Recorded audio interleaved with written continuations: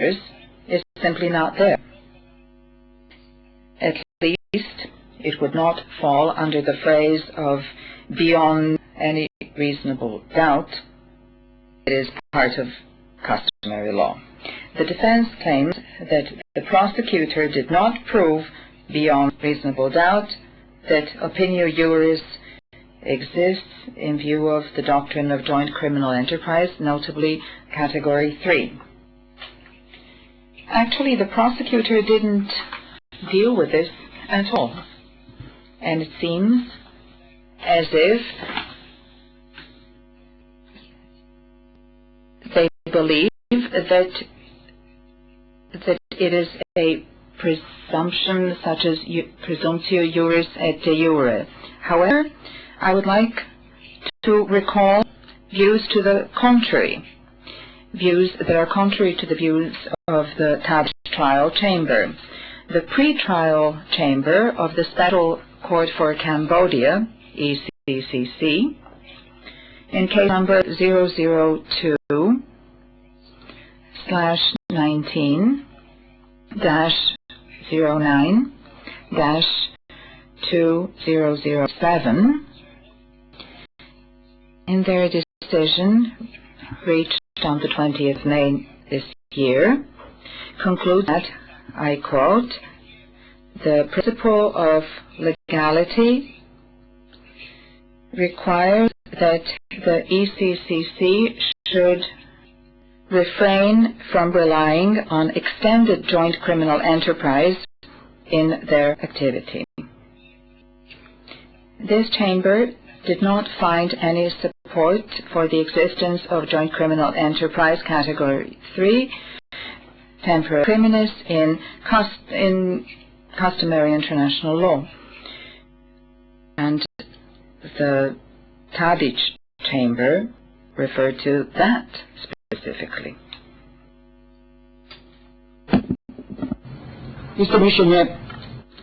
The same view is held by the pretrial chamber of the ICC, the International Criminal Court, in the case of Lubanga, and they state that they particularly disassociate themselves from the excessively subjective concept of JCE.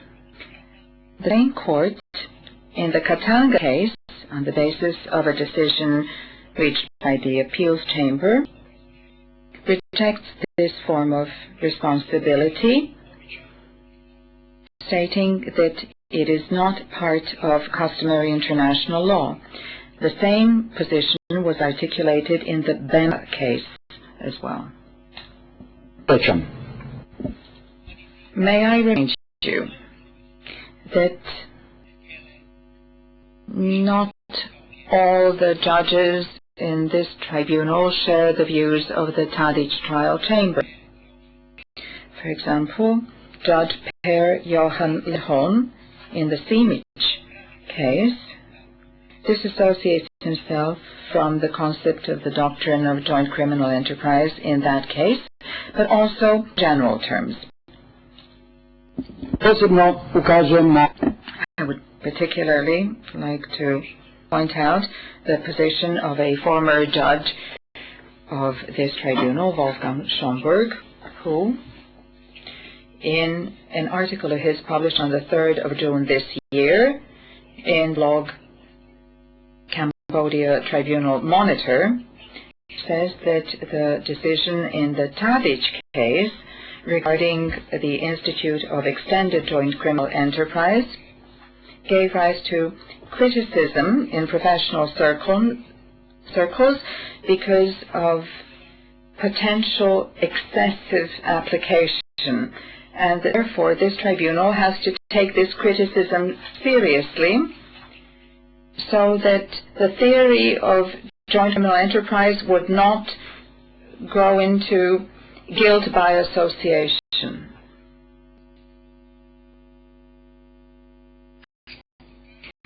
Judge Schomburg says that customary international law and the principle of legality are like cat and dog.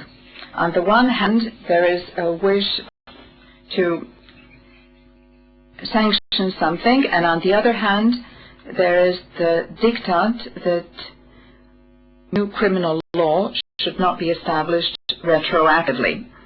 Judge Schomburg believes that the decision of the pre-trial chamber of the Special Court for Cambodia is amazing in its meticulous analysis of the decisions of courts after the Second World War, and that the said decision is a more welcome development after years of dangerous confusion, and the reference being made is to the application of the doctrine of extended joint criminal enterprise. The decision of the trial chamber in the Brjanin case states that the prosecutor, if wishing to prove joint criminal enterprise, must identify the physical perpetrator of the crime involved and prove that there was agreement between the accused and the direct perpetrator on the perpetration of a specific crime. The chamber refused to apply the doctrine of joint criminal enterprise, thereby making a significant turnaround in view of the case law of the tribunal up until then. Obviously, when decisions were being made by different chambers of the tribunal, there were differences in understanding legal institutes, and this division is also due to the differences between common law and civil law systems. For example, in the Stakic case, the chamber decided to exchange the doctrine on criminal enterprise with the institute of co-perpetration.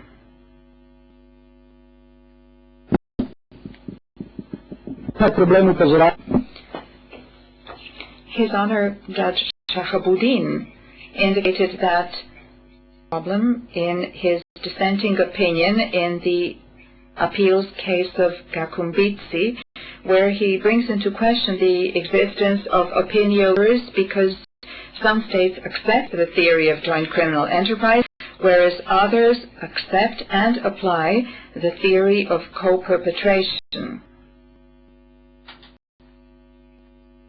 The defense therefore believes that when the theory of extended joint criminal enterprise was introduced,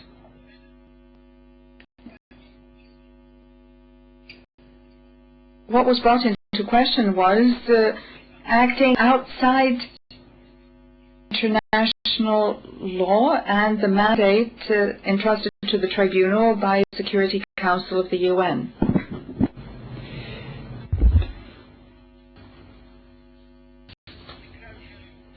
And finally, I would like to say the following. I believe that it is very important to point out the unacceptable procedure on the part of the prosecutor with regard to the members of the JCA, which the prosecutor describes as people who have died in the meantime. Dr. Franja Tuđman, Gojko Šušak, Janko Bobetko, Zvonimir Červenko.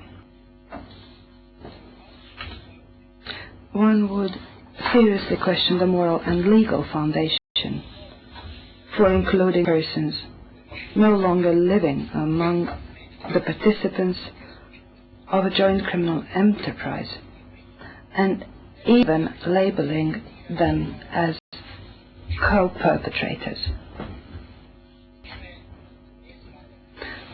Without valid arguments, and in view of the fact that the aforementioned persons are not in a position to defend themselves from such qualifications, the prosecutor has presumed their criminal responsibility for the same acts the accused have been charged with in the indictment issued ex post facto.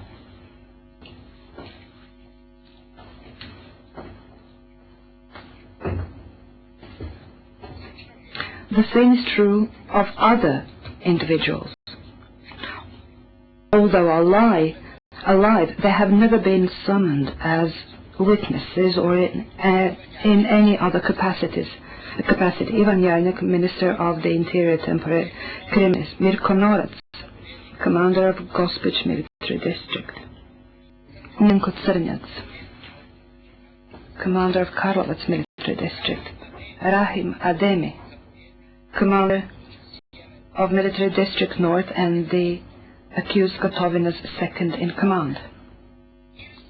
Or some of them have been summoned as witnesses, but were never confronted with incriminations and arguments based on evidence according to which they too were members of JCE, or that they were used as JCE tools or instruments, but they were not given a fair chance to stand up in their defense. I'm referring to witnesses Radic, Laušić and Moric. The most questionable, however, is the category of persons, JCE members, whom the prosecutor described as different officers and officials, members of the Republic of Croatia government and political officials at all levels, including those in municipal and local organizations, various leaders and members of the HDZ, the Croatian Army, the Special Police, the Civilian Police, and other intelligence and security services in the Republic of Croatia, and other known and unknown individuals. The prosecutor labels certain categories of persons as co-perpetrators and or members of JCE and or JCE instruments in a way which is simply intolerable and inadmissible from the legal standpoint, in that these persons do not have any means at stating their case about the presumed guilt imputed to them by the prosecutor. This procedure is clearly contrary to the presumption of innocence. Let me remind you of the Stakic case decision, which said, and I quote, "There is not enough evidence in this case to prove that a genocidal campaign was being planned at a higher level. The persons belonging to the vertical hierarchical structure are all deceased.